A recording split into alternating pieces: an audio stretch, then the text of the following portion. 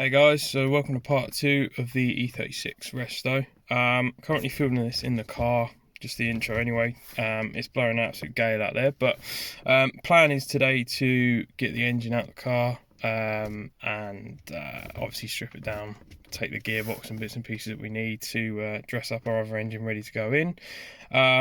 We won't be doing that in today's video, but we will get this other engine out and have a good look over it. So yeah, let's get into it. I'll talk you through some of the bits and pieces and then time lapse some of the sort of boring bits, but I'll show you the key bits and pieces. So let's get into it.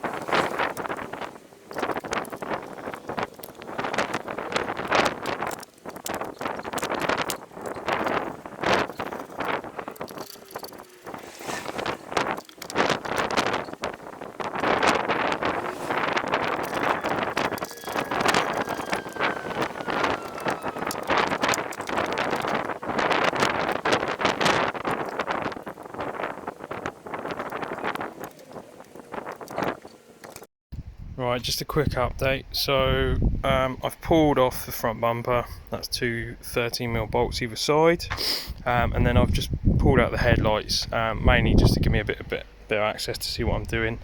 You don't have to pull them off to pull the front end off, but it does make life a bit easier. You've got 4 bolts per side, one here, 2 up here, and then this hidden one which is accessible with the indicator in place. Be careful, the indicators do like to break. They've got some real brittle clips on them. Where are we? So you've got this clip which you need to use a long flathead screwdriver and sort of pry it outwards, and then it comes off, although most E36s seem to have broken headlight tabs, which this has got slightly broken there, so they don't really sit in, so that will need some sort of repair or cable tie them in if you're on a budget. I've pulled the loom across just to this side, so it basically runs along the top of the rad, connects into both of the headlights, connects into the aircon unit. There's a sensor that goes into the rad, and there's a couple of earths here which you can just pull off or unwind from under there. So disconnect all of that and just put that there out of the way. We don't need to remove it any further than that. That's the main wiring harness of the car itself, so we just want it out of the way because we're going to pull this complete front slam panel off. So next up, I just need to disconnect the aircon. I've already checked there's no gas left in it, so obviously if you've got gas in there you need to get rid of that appropriately, but thankfully mine's empty, so all I'm going to do is just disconnect it here off the pump. There's 2 fittings there, and then that will be good, and we will disconnect this one from the radiator, and we're going to lift all of this off in one piece. Just to note, these do love to round, so make sure you've got a proper size on there and just be real careful because they love to snap and round and stuff like that. The front slam panel itself, you've got to remove these 4 bolts either side. I think they are 10mm, so that's quite straightforward. And then you've got a couple of 8mm that hold the nose cone in. They're under there, and then once you've done that, there is a once these crash bar or impact bars have come off, there is a spot weld that needs to be drilled out. So from the factory they have 1 spot weld either side from memory. If the front panel's been off before, then the spot weld won't be there. If it is, then we'll just get the drill out and drill that out to get out of the way, and then we'll just disconnect this bonnet release catch, and then we should be able to pull the front panel off, and then we'll get straight into the engine.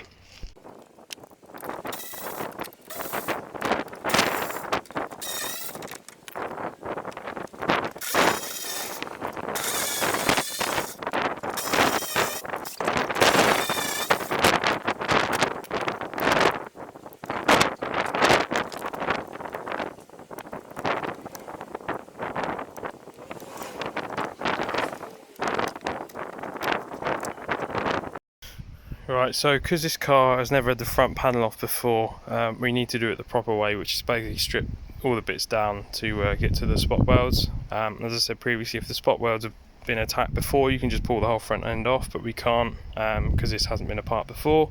Obviously you can lift the engine up over the top, but my preferred method is just rip the front end off, and then it's nice and easy just to drag out the front.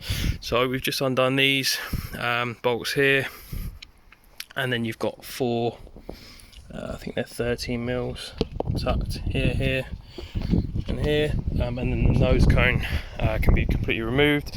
Next up, we're just going to whip these 10 mils out here. That will let us grab the aircon rad out, and then we can slide this out, and then we'll get to the spot welds and we can pull that front panel off. And then there is these to attack, which have been absolutely mangled, so they should be fun. A little tip for them: whenever you've got to remove these wing bolts, there's about 4 or 5 on each side. The best method is to obviously use the right size drill bit or Torx bit in the first place, but also just to actually tighten them a small bit first, and then they'll back out nice and easy. Unfortunately BMW made them out of cheese, so they can be a bit of a nightmare. And also the bolts that secure the nose panel into the wing, and like in the arch and stuff, they're 8 mils and they're always rusty. So what I like to do is I've got a pretty cruddy old socket that I keep. I've actually ground it completely flat, and it just gives you a bit of a better purchase on the bolt, rather than when they're nice and new. That little chamfer that a new socket's got just ruins the contact area when you're trying to undo the bolt. So I've always found if you get an old socket, just grind it flat on the edge, you get a better purchase on it. So little tip for you there. Anyway, so let's get this rad out and get the slam panel off, and then we can crack on.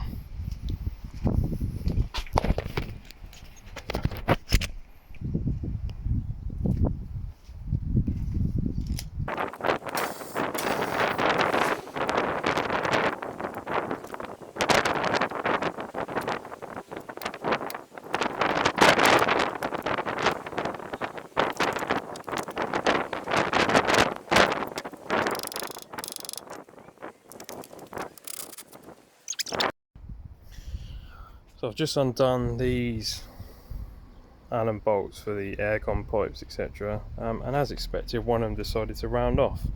So what I've done is I've smashed in a, I don't know what that is it a 12-sided Torx? I don't know what they're called. Smashed it in with a hammer and then undone it with the impact. So we're good to go.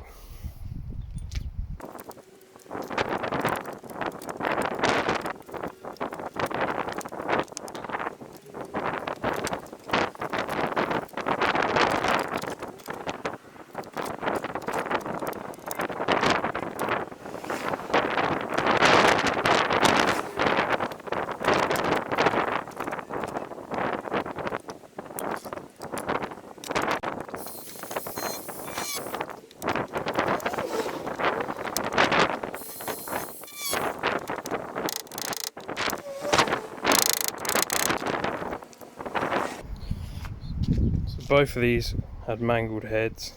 This one in my right hand came out and done lovely, even though it looks pretty mangled. This side, no chance.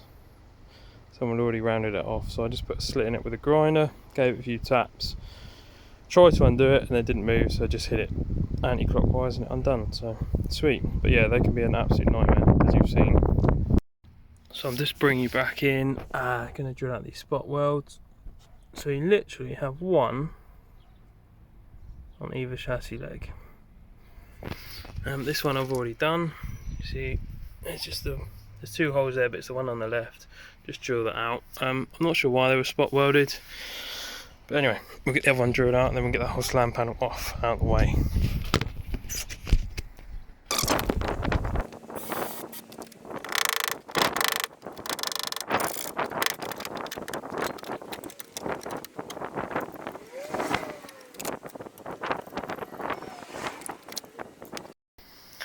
Okay, so front end's off, so we can actually get this engine out now. Some bits are already missing, as you can probably tell. This isn't how a usual engine looks like in these cars. If you'd have seen in the last video, I was originally planned to do a head gasket and new head on it. It stripped the threads out of the block, so hence changing the engine. So there's some bits that are missing already. Obviously rocker cover, the wiring loom and inlet manifold, that's gone, that's already on the new engine. But just to give you an idea, some of the bits that I've already dealt with that you guys would encounter if you did an engine swap was your fuel lines. These run at the back of the engine by the inlet manifold. They're like a push fit design. They've got like a plastic clip, I think, from memory, so you sort of push them up and they remove. Sometimes they've been, if someone's chopped them off, they might just be on Jubilee clips. But anyways, two of them, you can either remove them from the fuel rail or you can undo them from down there. They are single use Jubilee clips, so make sure you have some new ones ready to use because they're like a weird style from the factory. The exhaust needs to be disconnected. As you can see, this has got no manifolds on it, but all I've done is disconnected or removed the manifolds and just disconnected them from the downpipe. You don't need to remove the manifolds, you can leave them on, just undo the downpipe. There's 6 14 or 15 mil bolts from memory, 3 on each downpipe. You've got coolant hoses, so we just need to whip them off, just these Jubilee clips. So we'll get them off and out of the way. And then we've got 2 engine arms, one here, these are aluminium. So what we're going to do is we're going to hang our engine strap around these to lift the engine up and out. So you've got a bolt there, and the same on this side, just down there. We've got a bolt in there, and also just remember you've got an engine aft strap, which is just there. You can either undo it from the chassis or undo it from the arm, whichever is your preference. And then we'll just have to undo a couple of the power steering hose lines. We can just undo them from the rack or from the power steering pump, and then we are mostly ready to lift out. We'll have some stuff on the underside to deal with, but I'll show you that when we get there. Right, let's get into this bit.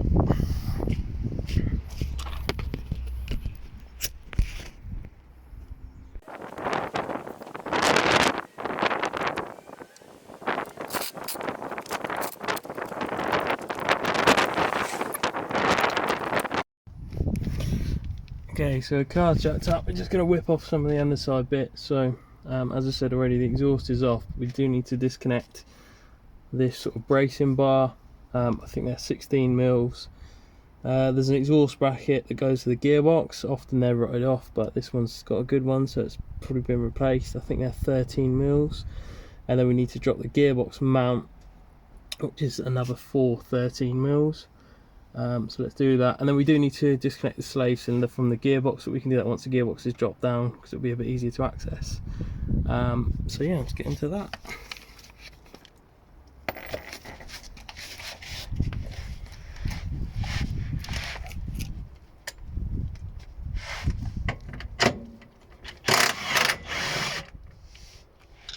Well, that came apart easy. And that.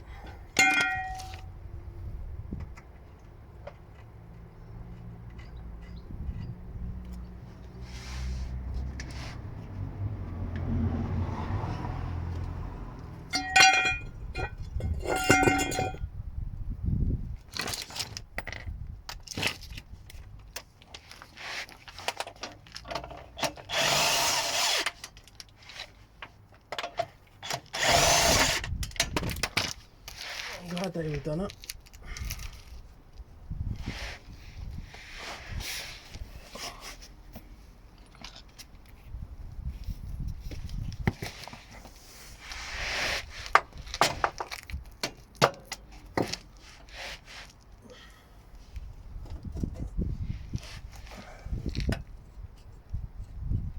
There's lots of weight on this bracket as it's the only thing holding the exhaust up at the front.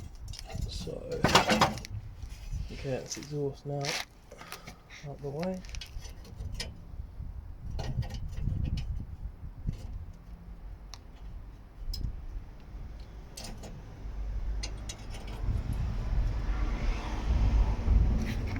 Okay, now just the gearbox mount itself.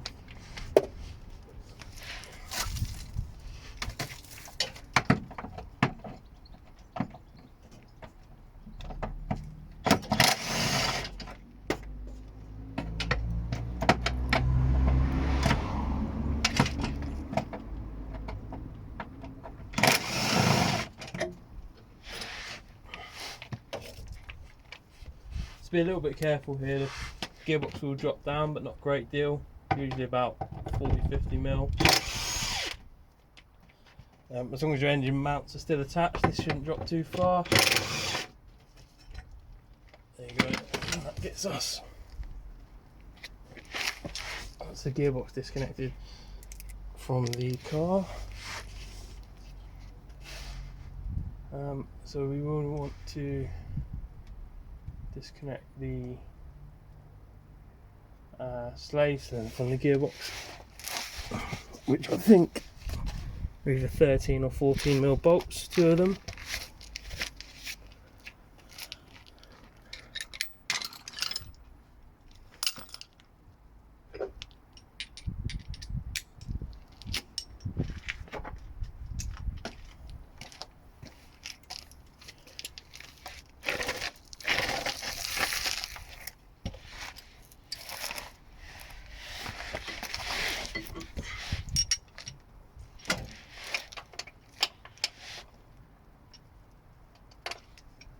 Yeah, they're 13s as well. There's two of them, one beneath and one on top of it.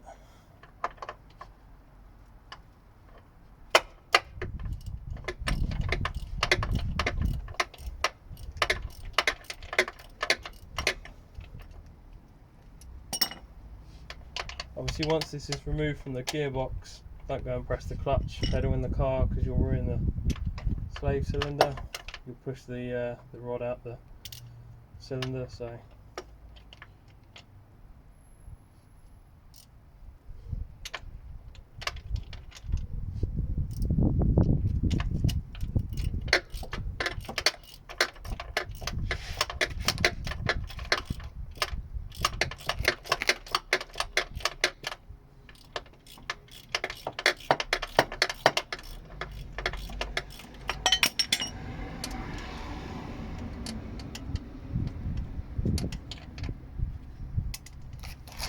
don't lose that.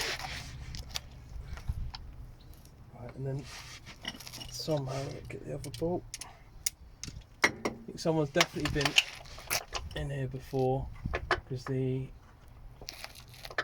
exhaust bracket that goes here was loose. So I wonder if it's had a clutch at some point recently.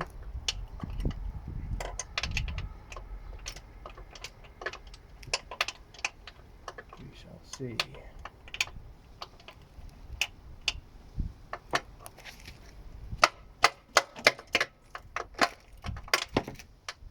Definitely a bit easier. Right, ratchet.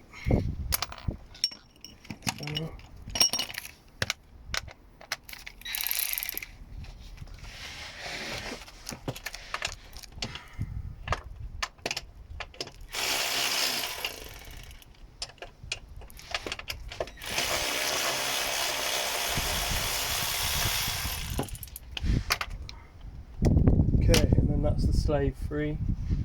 Hopefully, just comes out. Ooh.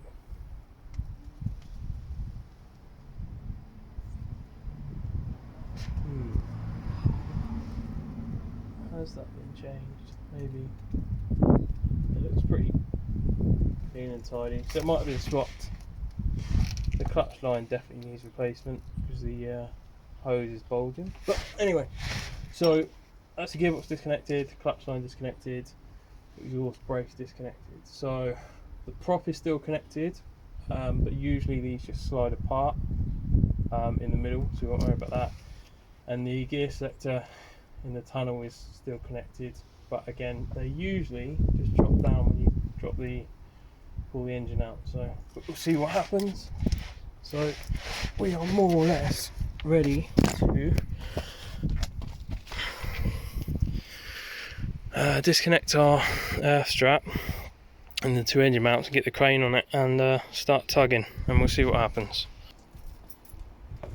So I've decided I'm just going to unbolt the power steering pump and leave all that on the car, so I've got to deal with power steering fluid going everywhere.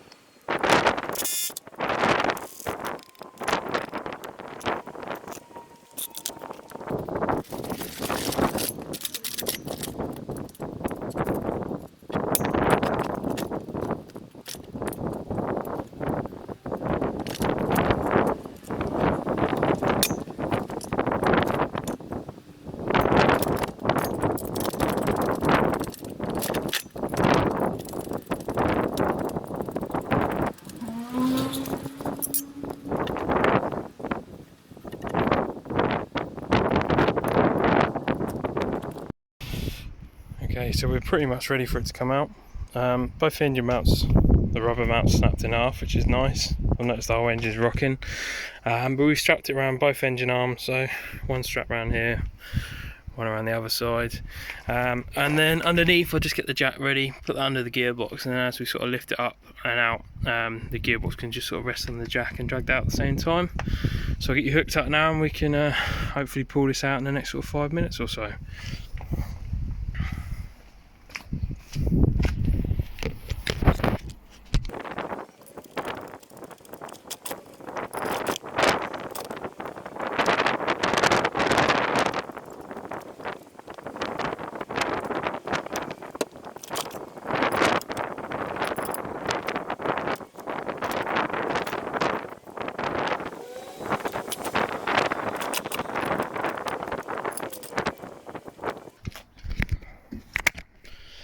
That's the engine more or less out. Pretty straightforward actually, nice and came out nicely. One thing I did forget to mention was obviously as the gear selector drops down it's going to want to pinch stuff, so best bet is remove the gator, the sound deadening, and just push the little rubber gator down just so it's a bit easier to get it to slide out. So as you can see that all comes out in one piece. You probably could disconnect it if you wanted, but I've never bothered. Someone's definitely been in here before because there wouldn't be a cable tie there and there wouldn't be this nut and bolt. That's not factory. There's a clip that lives on there, we call it the bitch clip, because it's a nightmare to access with the gearbox in the car. Piece of cake once it's out of the car, but yeah, absolute nightmare. So anyway, as you can see the prop, I don't know if the prop slid out yet, let's have a quick look. Yeah, the prop has slid apart, don't know where you can see it, but yeah, prop slid apart, so super easy. Everything's lovely and disconnected, fuel lines out the way, slaves down there. Power steering pump, did a last minute change of mind, you've got two 30mm bolts and then all that can just sit down there. If you take the power steering lines off, it does tend to make a bit of a mess and leak or drip forever, so if you can get away with not disturbing it, then I would suggest that. So what we're going to do now is just move the car and get the engine fully out the hole and on the ground so we can safely work on it and have a good look over everything. But yeah, nearly there.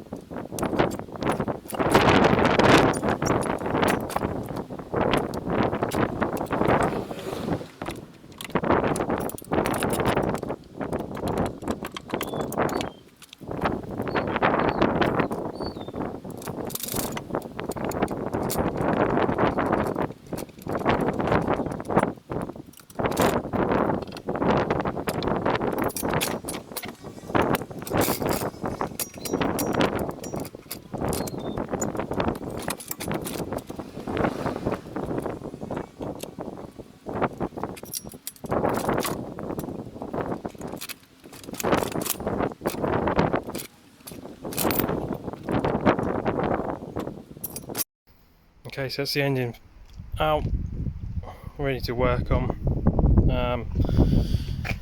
Pretty straightforward.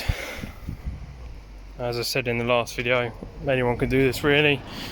No real important tools required, just a crane, jack, Alpha's toolkit, there may be a drill, an impact gun does help.